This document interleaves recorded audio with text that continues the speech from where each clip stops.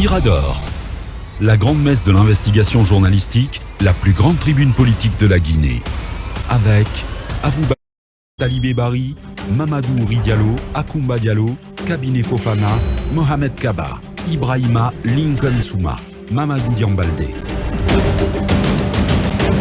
Bonjour à tous, bonjour à toutes. Une nouvelle semaine démarre en votre compagnie. Merci à vous, addicts de Mirador et de Film FM. Tout le plaisir pour nous de recevoir de nouveau pour une nouvelle aventure. Merci de nous rejoindre sur l'ensemble de nos canaux www.filmguinée.com ou la page Facebook de Film Guinée, la chaîne YouTube de Film 24, les applis également disponibles. En région, vous êtes sur Fraternité.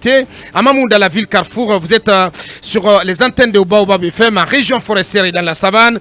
Merci encore une fois d'avoir embarqué à la une. Il était une fois la résidence de l'AG Selou Dalen Diallo à Dixinport.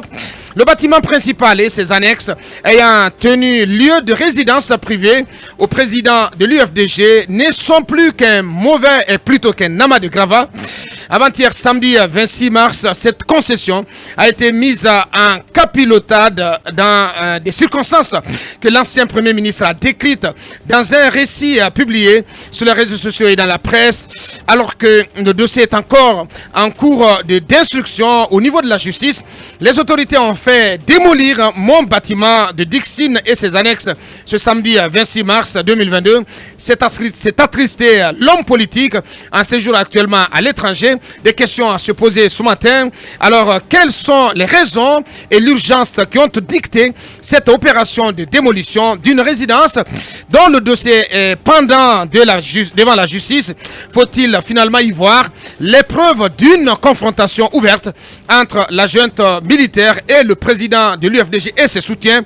Nous poserons le débat dans cette émission. La bataille de pied à pied se poursuit entre la CEDEAO et la junte militaire guinéenne. La stratégie de l'organisation sous-régionale consiste apparemment à arracher des avancées l'une après l'autre. À présent, les autorités guinéennes ont jusqu'à fin avril 2022 pour présenter un chronogramme de la transition.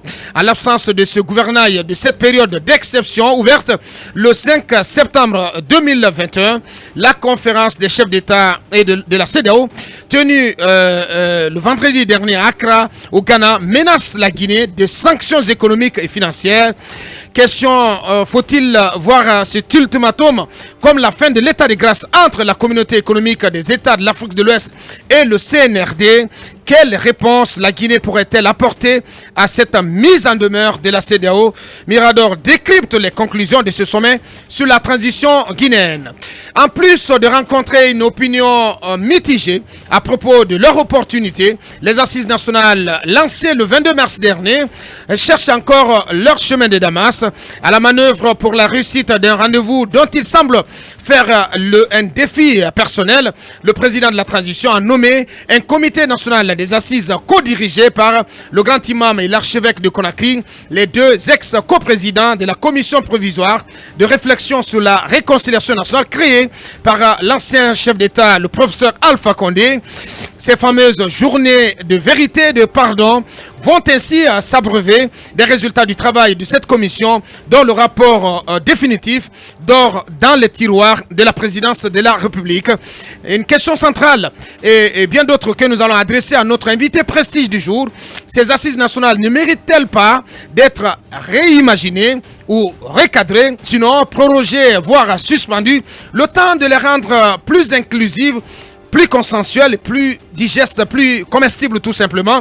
Nous posons ces questions et d'autres à notre invité précis du jour, M. Ousmane Gawal Diallo, porte-parole du gouvernement, ministre de l'urbanisme, de l'habitat et de l'aménagement du territoire. Il sera avec nous sous les coups de 9h30. Encore une fois, merci de la confiance et bienvenue de nouveau.